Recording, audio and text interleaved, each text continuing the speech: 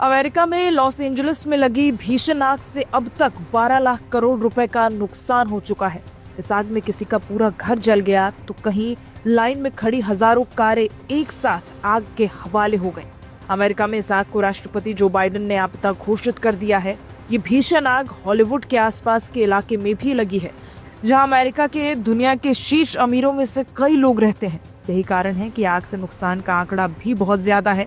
इस बीच tech company ल्यूमिनर technology के CEO Austin Russell का घर भी इस आग में स्वाहा होने की तस्वीरें सोशल मीडिया पर वायरल हो गई हैं।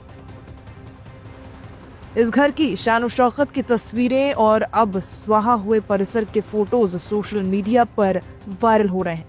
ऑस्टिन रसेल के 18 बेडरूम वाले इस बंगले की कीमत $125 मिलियन यानी 10,777 करोड़ रुपए बताई जाती है। अब ये बंगला राख के ढेर में तब्दील हो गया है। कभी इस बंगले में शानदार गार्डन थे और बेहद सुंदर ड्राइंग रूम भी था। अब यहाँ का पूरा फर्नीचर राख का ढेर बन चुका है।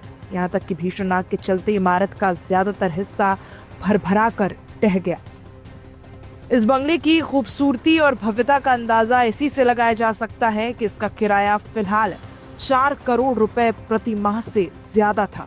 2023 में इस बंगले की खूब चर्चा हुई थी, जब 3 करोड़ 74 लाख रुपए प्रति माह किराए की बात सामने आई थी।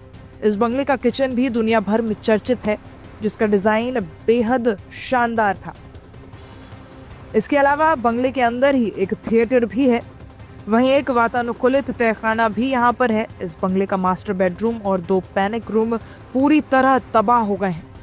यही नहीं, रूफटॉप डेक, स्पा और कार गैलरी आदि अब जल कर राख हो चुके हैं।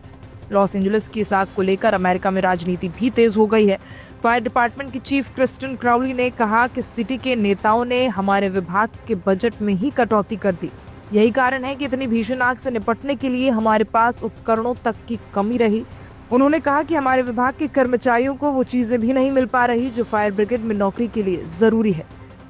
वहीं शहर के मेयर केरन बास का कहना है कि बजट में ये कटौती कठिन आर्थिक हालात के दौर में की गई है। इसकी वजह कुछ और नहीं थी। कहा जा रहा है कि शहर के प्रशासन ने फायर डिपार्टमेंट के बजट में $17 मिलियन की कटौती की थी और इसका असर रहा कि भीषण आग से निपटने के लिए विभाग के पास जरूरी सेवाओं की भी कमी दिखाई दी।